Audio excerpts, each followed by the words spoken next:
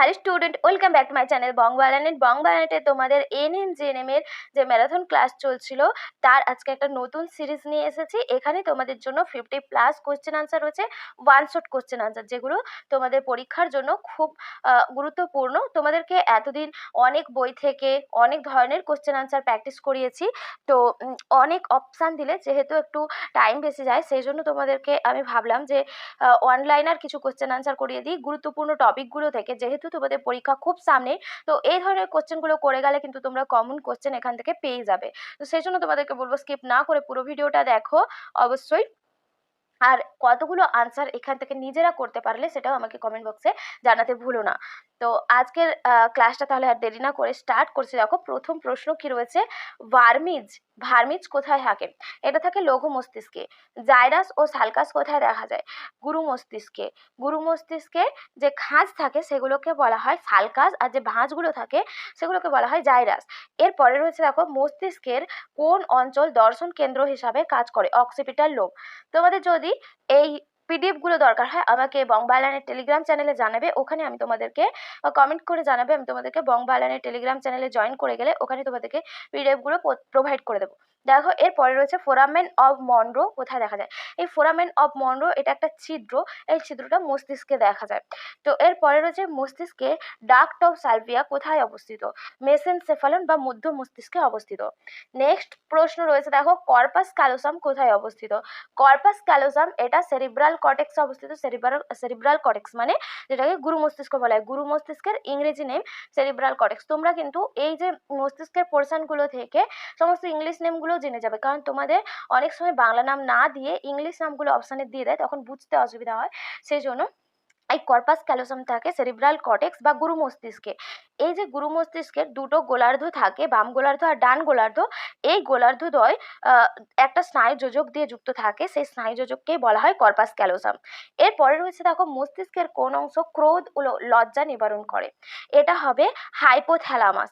এই হাইপোথ্যালামাস আমাদের হাসি, কান্না, উত্তেজনা, ক্ষুধা, তৃষ্ণা, বিভিন্ন আবেগ, ক্রোধ, লজ্জা এগুলো নিবারণ করে। আর হাইপোথ্যালামাস কিন্তু একটা অন্তঃক্ষরা গ্রন্থি হিসাবেও কাজ করে। হাইপোথ্যালামাস থেকে বিভিন্ন ধরনের হরমোন ক্ষরিত হয়, যে হরমোনগুলো পিটুইটারি গ্রন্থির ক্ষরণকে নিয়ন্ত্রণ করে। পিটুইটারি গ্রন্থিকে বলা হয় মাস্টার গ্ল্যান্ড, আর হাইপোথ্যালামাসকে বলা হয় মাস্টার্স গ্ল্যান্ড বা সর্বোচ্চ প্রভু গ্রন্থি।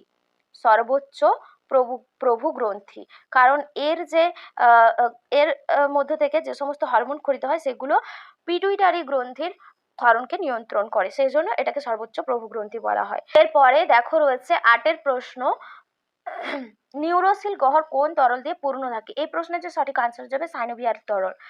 তোমাদের যদি কোনো আনসারে ডাউট থাকে, মনে হয় যে ভুল রয়েছে, তোমরা কিন্তু কমেন্টে জানাতে পারো।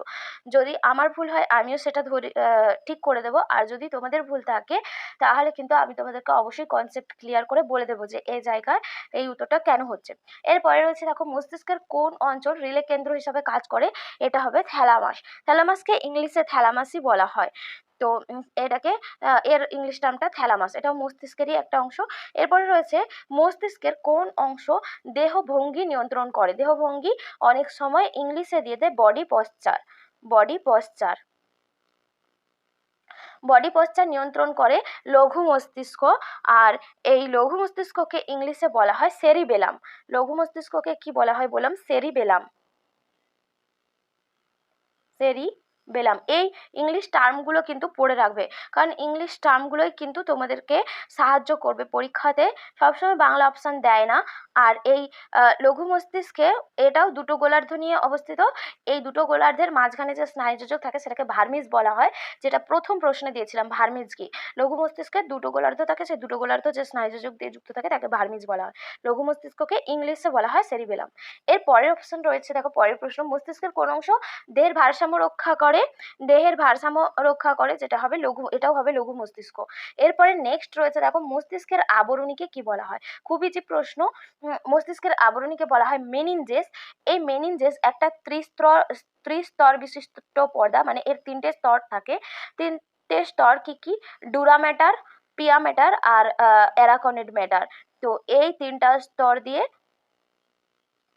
অ্যারাকনেড ম্যাটার, মাঝখানে প্রথমে থাকে ডুরা ম্যাটার, তারপরে থাকে অ্যারাকোনেড ম্যাটার এবং লাস্টে থাকে পিয়া ম্যাটার বা পায়া ম্যাটার যেটাকে বলা হয়। এই 3টা স্তর দিয়ে মস্তিষ্কের আবরণী তৈরি হয়। আর এই মস্তিষ্কের আবরণীর জন্য যদি কোনো প্রদাহ দেখা যায় বা কোনো রোগ দেখা যায় সেখান থেকে, সেটাকে মেনিনজাইটিস বলা হয়। এরপরে রয়েছে দেখো চোখের সবচেয়ে ভালো প্রতিসারক মাধ্যম কোনটা, এটা হচ্ছে যাবে কর্নিয়া।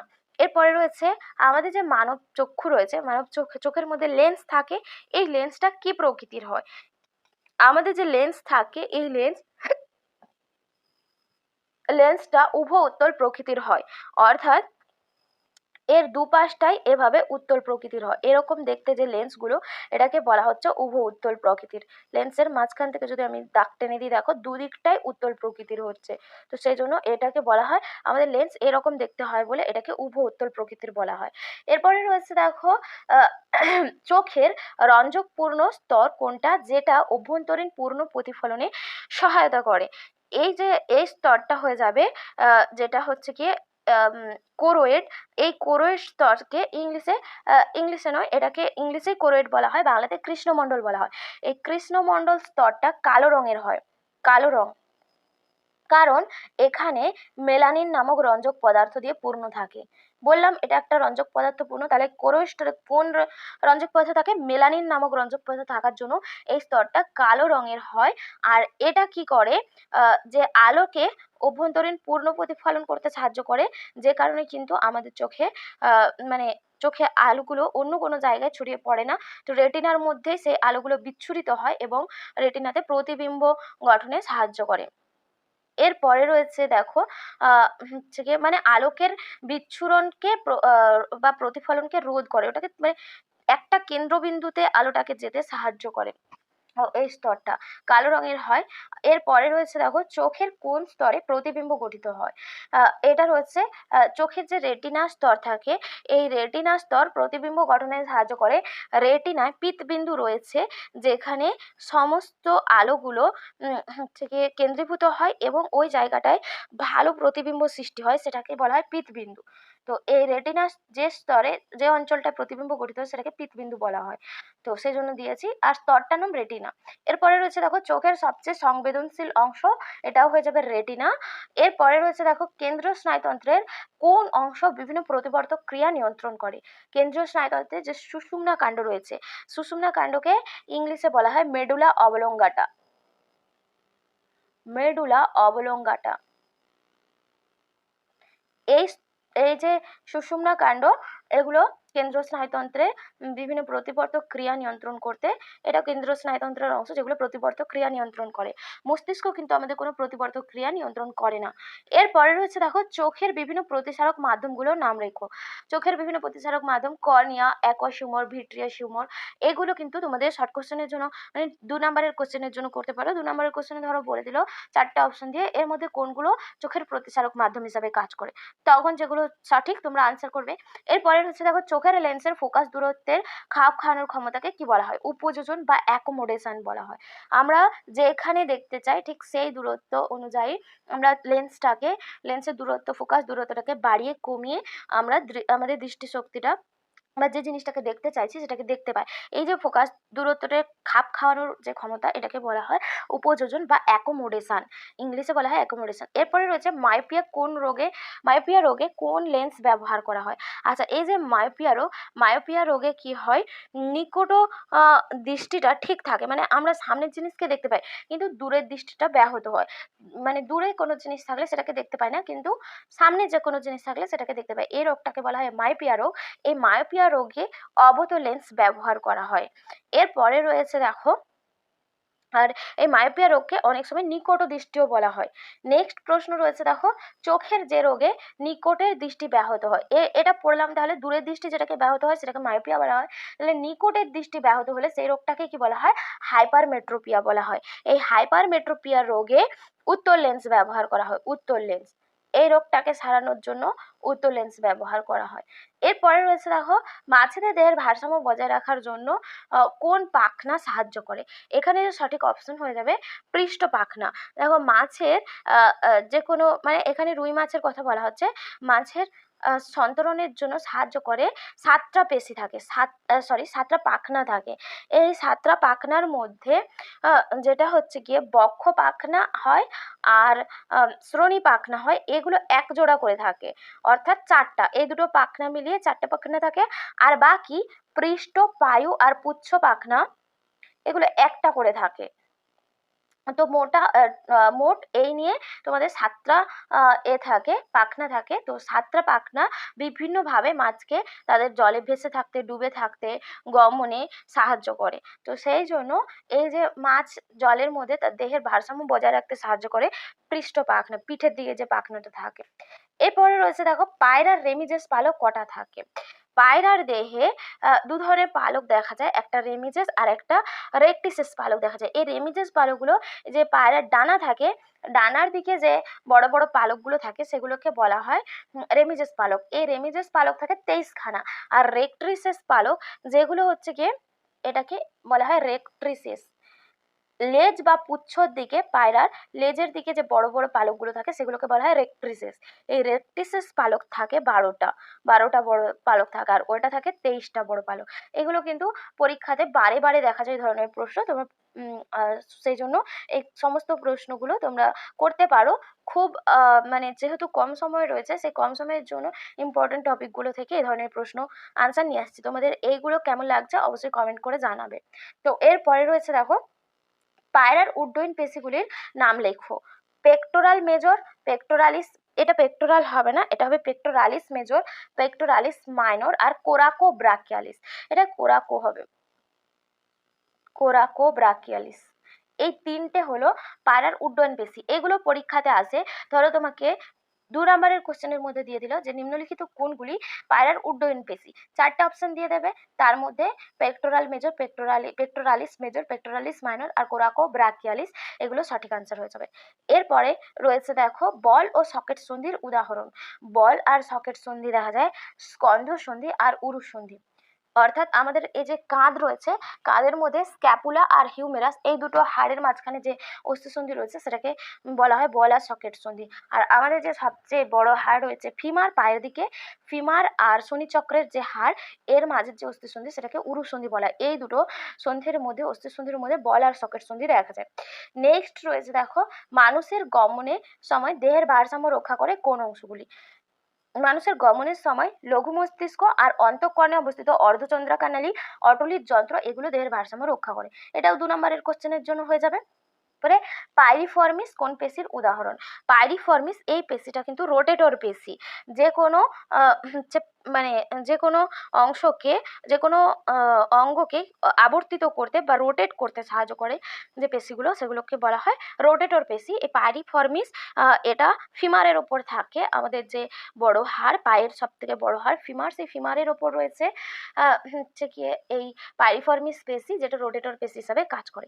এরপরে রয়েছে এক্সটেন্সর পেশির উদাহরণ। এক্সটেন্সর পেশি আমাদের হাতের মধ্যে যে ট্রাইসেপস পেশি থাকে, এই ট্রাইসেপস পেশিগুলোকে বলা হয় এক্সটেন্সর পেশি। এগুলোকে দেহ মানে কোনো অঙ্গকে দেহ থেকে দূরে নিয়ে যেতে সাহায্য করে, মানে হাতকে দেহ অক্ষ থেকে দূরে নিয়ে যেতে সাহায্য করে। তো এরপরে রয়েছে দেখো কেমোন্যাস্টিক চলনের উদাহরণ দাও। কেমোন্যাস্টিক চলন, কেমোন্যাস্টিক চলন, কেমোট্যাকটিক চলন, এখানে ন্যাস্টিক নয়। কেমোন্যাস্টিক চলন হলে হয়ে যাবে সূর্য শিশির, এদের যে চলনটা সেটা হয়ে যাবে। এখানে বলেছে কেমোট্যাকটিক চলনের উদাহরণ দাও। কেমোট্যাকটিক চলনের মধ্যে যেগুলো হবে মশ আর ফার্নেস শুক্রাণু, এগুলো ম্যালিক অ্যাসিড, বিভিন্ন ধরনের বা সুক্রোজ, এই ধরনের কেমিক্যালের প্রভাবে এদের শুক্রাণুগুলো, মস আর ফার্নেস শুক্রাণুগুলো সামনের দিকে মানে ডিম্বাণুর দিকে এগিয়ে যায়। এই চলনকে বলা হয় কেমোট্যাকটিক চলন। নেক্সট রয়েছে দেখো প্রকরণ চলন কোন উদ্ভিদে দেখা যায়। বন চারাল উদ্ভিদে। নেক্সট রয়েছে দেখো স্পর্শব্যাপ্তি চলন বা সিসমোন্যাস্টিক চলন কোন উদ্ভিদে দেখা যায়। লজ্জাবতীতে। সিসমো কথার অর্থ স্পর্শ, সেজন্য এটাকে স্পর্শব্যাপ্তি চলনও বলা হয়। নেক্সট রয়েছে দেখো কয়েকটি প্রকল্পিত হরমোনের নাম। প্রকল্পিত হরমোন কোনগুলোকে বলা হয়, যে সমস্ত হরমোন উদ্ভিদ দেহেই সংশ্লেষিত হয় কিন্তু এদের কাজ সম্পর্কে জানা গেলেও এদের রাসায়নিক গঠন সম্পর্কে জানা যায়নি। রাসায়নিক গঠন সম্পর্কে ঠিকঠাক জানা যায়নি, তো সেই জন্য এদেরকে বলা হয় প্রকল্পিত হরমোন। এদের উদাহরণ হবে ফ্লোরিজেন, ভার্নালিন। এটা ফ্লোরিজেন হবে। তোমাদের পিডিএফগুলো খুব তাড়াহুড়ো করে বানাই, তো সেজন্য অটো কারেক্ট হয়ে কিন্তু অনেক ভুল এসে যায়। আমি তোমাদেরকে পিডিএফগুলো যখন প্রোভাইড করব, তোমরা যদি কমেন্ট করো পিডিএফগুলো নেবে, তখন কিন্তু আমি এগুলো কারেক্ট করে তোমাদেরকে পিডিএফগুলো প্রোভাইড করে দেবো। ফ্লোরিজেন হবে আর ভার্নালিন, এই দুটো প্রকল্পিত হরমোন। এরপরের হচ্ছে দেখো একটি গ্যাসীয় হরমোনের নাম লেখো। গ্যাসীয় হরমোন ইথিলিন, যেটা ফল পাকাতে সাহায্য করে। ফল পাকাতে, এটাও পরীক্ষায় আসে, ফল পাকাতে সাহায্য করে কোন হরমোন? Ethylene hormone. নেক্সট রয়েছে দেখো নারকেলের তরল শস্যে কোন হরমোন থাকে? সাইটোকাইনিন বা কাইনিন। বীজহীন ফল উৎপাদনে সাহায্য করে। বীজহীন ফল উৎপাদন প্রক্রিয়াকে কি বলা হয়? পার্থেনোকার্পি। এই পার্থেনোকার্পি প্রক্রিয়াতে সাহায্য করে অক্সিন হরমোন। নেক্সট রয়েছে দেখো মুকুল ও বীজের সুপ্ত অবস্থা ভঙ্গ করে কোন হরমোন? এটা হয়ে যাবে জিবারেলিন হরমোন। নেক্সট রয়েছে একটি পিউরিন জাতীয় হরমোনের নাম লেখো। সাইটোকাইনিন বা কাইনিন। নেক্সট রয়েছে কয়েকটি স্টেরয়েড ধর্মী হরমোনের নাম। টেস্টোস্টেরন, প্রোজেস্টেরন, ইস্ট্রোজেন, এগুলো। দুটো লোকাল হরমোনের নাম বলতে বলেছে, এখানে হয়ে যাবে গ্যাস্ট্রিন, সিক্রেটিন। গ্যাস্ট্রিন হবে। নেক্সট রয়েছে দেখো গ্লাইকোজেনেসিস আর গ্লুকোনিওজেনেসিস, এই প্রক্রিয়াতে সাহায্য করে কোন হরমোন? তো এখানে এই এই যে দুটো প্রক্রিয়াতে সাহায্য করে ইনসুলিন হরমোন। নেক্সট রয়েছে দেখো বৃক্কীয় নালিকায় যে জলের পুনঃশোষণে সাহায্য করে কোন হরমোন? এটা হয়ে যাবে ADH hormone, anti diuretic hormone. এই অ্যান্টি ডাইউরেটিক হরমোন একটা নিউরোসিক্রেটরি হরমোন। নেক্সট রয়েছে পশ্চাৎ পিটুইটারি থেকে করিত হয়। নেক্সট রয়েছে দেখো কয়েকটি প্ল্যান্ট গ্রোথ রেগুলেটর হরমোনের নাম লেখো। প্ল্যান্ট গ্রোথ রেগুলেটর হরমোন, যেগুলোকে পিজিআরএস বলা হয়, পিজিআরএস। এই প্ল্যান্ট গ্রোথ রেগুলেটরস হরমোন, যেগুলো কৃত্রিম হরমোন রয়েছে উদ্ভিদে, সেই কৃত্রিম হরমোনগুলোর অপর নাম প্ল্যান্ট গ্রোথ রেগুলেটরস হরমোন। এর উদাহরণ দেখো indole butyric acid, ন্যাপথক্সি acetic acid, 2,4-D, এইগুলো। এরপরে রয়েছে স্নায়ুকোষ বিভাজিত হয় না কেন? স্নায়ুকোষের যে সেন্ট্রোজোম থাকে সেগুলো অনুন্নত হয় আর নিষ্ক্রিয় হয়, এগুলো G0 দশায় অবস্থান করে, তো সেই জন্য স্নায়ুকোষ বিভাজিত হয় না। নেক্সট রয়েছে দেখো সবচেয়ে বড় স্নায়ুর নাম। ভেগাস স্নায়ু, যেটা মিশ্র স্নায়ু এক প্রকার, তো সেই জন্য এটা হলো সবচেয়ে বড় স্নায়ু। তো এই ছিল তোমাদের 45খানা প্রশ্ন, যেগুলো তোমাদের সাথে খুব ইম্পর্টেন্ট। এই টপিকগুলো থেকে বারবার প্রশ্ন আসে, এই ধরনের প্রশ্ন, তো সেই প্রশ্নগুলোই তোমাদের সাথে আলোচনা করলাম। সেটা যদি তোমাদের ভালো লেগে থাকে অবশ্যই একটা লাইক করো, কমেন্ট করো এবং সাবস্ক্রাইব করে পাশে থেকো। এরকম ধরনের আরও নতুন নতুন ভিডিও লাইফ সায়েন্সের পাওয়ার জন্য চ্যানেলটার পাশে থেকো। আজকের ক্লাস এখানেই শেষ করছি, আর পিডিএফগুলো যদি লাগে অবশ্যই আমাকে জানাবে কমেন্টে। আবার দেখা হবে পরবর্তী ক্লাসে। ততক্ষণ সবাই খুব ভালো থেকো, খুব ভালোভাবে প্রস্তুতি নাও এনএম জেএনএম এর জন্য, যাতে বায়োলজিতে তোমাদেরকে আমি বহু প্র্যাকটিস সেট করিয়েছি। তোমরা যদি ওই ভিডিওগুলো দেখতে চাও, এনএম জেএনএম ফুল প্লেলিস্ট দেখতে পারো, বহু প্রশ্ন উত্তর প্র্যাকটিস করিয়েছি। আশা করি তোমরা এখান থেকে অনেক কোশ্চেন কমন পাবে এবং তোমাদের খুব হেল্প হবে এই সমস্ত সিরিজগুলো থেকে। সেই জন্য তোমাদেরকে বলবো আর কয়েকটা দিন বাকি আছে, তোমরা যদি চাও ওই এনএম জেএনএম এর ফুল প্লেলিস্ট চেক করে নিতে পারো, সমস্ত ভিডিও দেখে নিতে পারো।